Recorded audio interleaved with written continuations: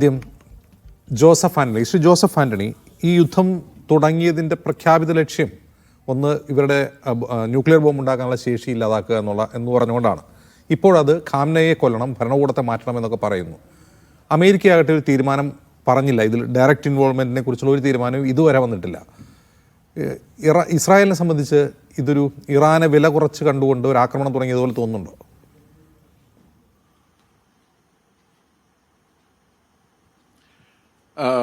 ഇതിനകത്ത് നമ്മൾ ആദ്യം പറയേണ്ട ഒരു കാര്യം, ഇതിപ്പോൾ അന്തർദേശീയ വിഷയമായതുകൊണ്ട് ഞാൻ പറയാം. ഈ ഇൻ്റർനാഷണൽ പൊളിറ്റിക്സിൽ സെക്യൂരിറ്റൈസേഷൻ എന്ന് പറയുന്ന ഒരു കോൺസെപ്റ്റ് ഉണ്ട്. സെക്യൂരിറ്റൈസേഷൻ എന്ന് പറഞ്ഞാൽ ഈ സുരക്ഷാവൽക്കരിക്കുക എന്ന് നമുക്ക് മലയാളത്തിൽ പറയാം. അതായത് നിങ്ങൾക്ക് ഒരു പ്രശ്നത്തെ, പിന്നെ നിങ്ങളുടെ ശത്രുവായി കാണുന്ന പ്രശ്നത്തെ അത് വളരെ നിങ്ങളുടെ നിലനിൽപ്പിനോ ലോകസമാധാനത്തിൻ്റെ നിലനിൽപ്പിനോ വളരെ അപകടകരമാണ് എന്ന് വരുത്തി തീർത്താൽ നിങ്ങൾക്ക് ആ പ്രശ്നത്തെ എല്ലാ നിയമങ്ങളും ലംഘിച്ചുകൊണ്ട് നേരിടാനും അവസാനിപ്പിക്കാനും കഴിയും. ഉദാഹരണത്തിന്, നമ്മളുടെ ശത്രുവായിട്ട് നമ്മുടെ അയലത്തൊരു നല്ല പട്ടിയുണ്ടെന്ന് കരുതുക.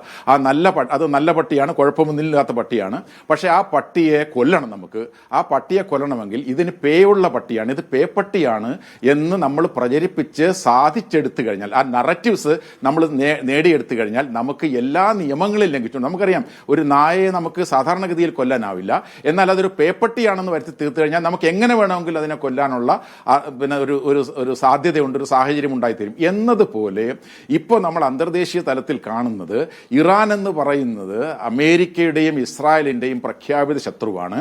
അത് പശ്ചിമേഷ്യയിലെ ഈ ബാലൻസ് ഓഫ് പവറിൽ അമേരിക്കയെയും ഇറാനെയും വെല്ലുവിളിക്കുന്ന ശക്തിയാണ്. ആ ശക്തിയെ ഇല്ലാതാക്കണമെങ്കിൽ ആ ശക്തിയുടെ കയ്യിൽ ആണവായുധമുണ്ട് എന്ന് പറയുകയും അതിനെ അങ്ങനെ ഒരു സ്ഥാപിച്ചെടുക്കുകയും ചെയ്തതിനു ശേഷം ആ രാജ്യത്തെ ഇല്ലാതാക്കുക എന്നുള്ളതാണ് നമ്മൾ കാണേണ്ട ഒരു കാര്യം. എല്ലാവരും ആണവായുധമുണ്ട്, ഇറാന്റെ കയ്യിൽ ആണവായുധമുണ്ട് എന്ന് പറയുമ്പോൾ നമ്മൾ കാണേണ്ട ഒരു കാര്യം, ഇറാന്റെ കയ്യിൽ ആണവായുധമുണ്ട് എന്ന് ലോകത്ത് ഏതെങ്കിലും അന്തർദേശീയ സ്ഥാപനങ്ങൾ കൃത്യമായി പറഞ്ഞിട്ടുണ്ടോ?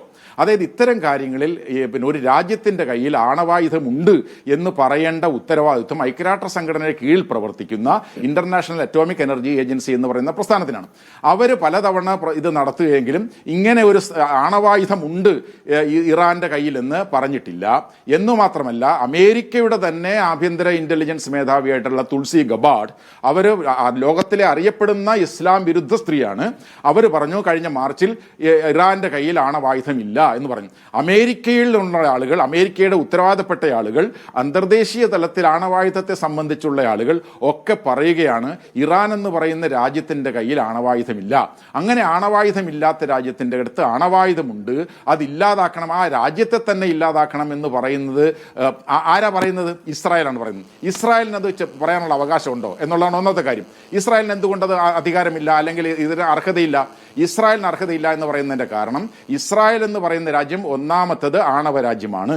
എന്നാൽ ആണവ രാജ്യമാണെന്ന് അവർ പ്രഖ്യാപിച്ചിട്ടുണ്ടോ? അവർ പ്രഖ്യാപിച്ചിട്ടില്ല. അവർ പ്രഖ്യാപിക്കാതെ, അതായത് അന്തർദേശീയ നിയമങ്ങളെ എല്ലാം ലംഘിച്ചുകൊണ്ട് ആണവരാഷ്ട്രമായി മാറുകയും ആണവായുധം കൈവശം വെച്ചിരിക്കുകയും ചെയ്യുന്ന രാജ്യത്തിന് ആണവായുധം ഇല്ലാത്ത ഒരു രാജ്യത്തെ ആണവായുധമുണ്ട് എന്ന് പറഞ്ഞുകൊണ്ട് ആക്രമിക്കാനുള്ള അവകാശം എന്താണ്? ഒരു തരത്തിലുള്ള അവകാശവുമില്ല. എന്ന് മാത്രമല്ല, ആരെങ്കിലും ഈ ആണവായുധം അനധികൃതമായി കൈവശം വെച്ചിരിക്കുന്ന രാജ്യത്തെ ആക്രമിക്കണമെന്ന ഇസ്രായേലിന്റെ തത്വം അംഗീകരിക്കുകയാണെങ്കിൽ ആദ്യം ആക്രമിക്കേണ്ടത് ഇസ്രായേലിനെയാണ്.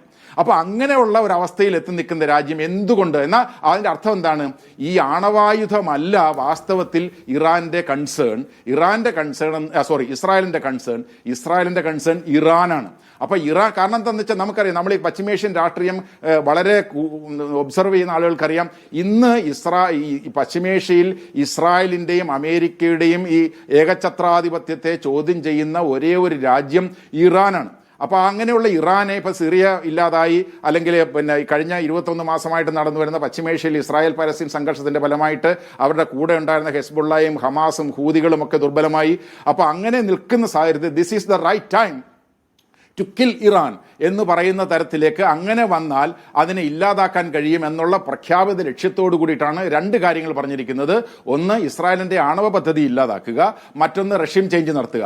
ഇതിലൂടെ നമ്മൾ കാണുന്ന എന്താണ്, ഈ ഇങ്ങനെ ഒരു നറേറ്റീവ് സൃഷ്ടിച്ചുകൊണ്ട് വന്നുകൊണ്ട് ഇറാനെ ഇല്ലാതാക്കാൻ ശ്രമിക്കുക എന്ന് പറഞ്ഞാൽ എൻ്റെ അർത്ഥം ഇവിടെ ഞാൻ മോഹൻ വർഗീസ് ഒരു ചാനലിൽ സംസാരിക്കുന്നത് കേട്ടു. ഇത് 2003 ഇറാഖ് ആക്രമണം ആവർത്തിക്കാൻ വേണ്ടിയിട്ടുള്ള അമേരിക്കയുടെയും മറ്റു കൂട്ടാളികളുടെയും ലക്ഷ്യത്തിന്റെ ഭാഗമാണ്. രണ്ടാമത്തെ ഒരു ഇറാഖ് 2025 ഇറാഖായി ഇതിനെ മാറ്റിക്കൊണ്ട് പശ്ചിമേഷ്യയെ വീണ്ടും സമാധാനമില്ലാത്ത രാജ്യമാക്കി മാറ്റും. അവരിടപെട്ട സ്ഥലങ്ങളിലെല്ലാം ഇറാഖിൽ നിന്ന് അനാർക്കിയുടെ അരാജകത്വത്തിന്റെ കേന്ദ്രമായി മാറി. അഫ്ഗാനിസ്ഥാനിൽ ഇടപെട്ടു, അത് അരാജകത്വത്തിന്റെ കേന്ദ്രമായിട്ട് മാറി. ലിബിയയിൽ ഇടപെട്ടു, ലിബിയ അരാജകത്വത്തിന്റെ കേന്ദ്രമായി മാറി.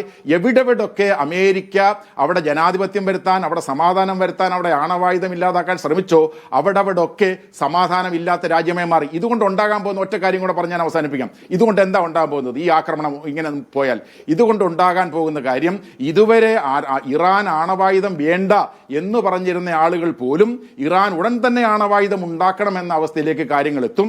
നമുക്കറിയാം അതിന്റെ ഉദാഹരണം നോർത്ത് കൊറിയ എന്ന് പറയുന്ന രാജ്യമാണ്.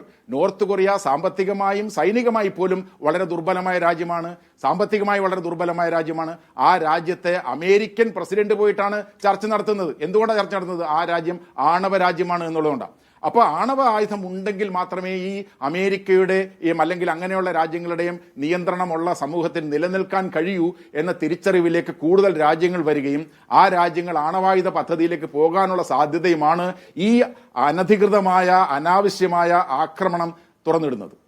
ശരി ജോസഫ് ആന്റണി.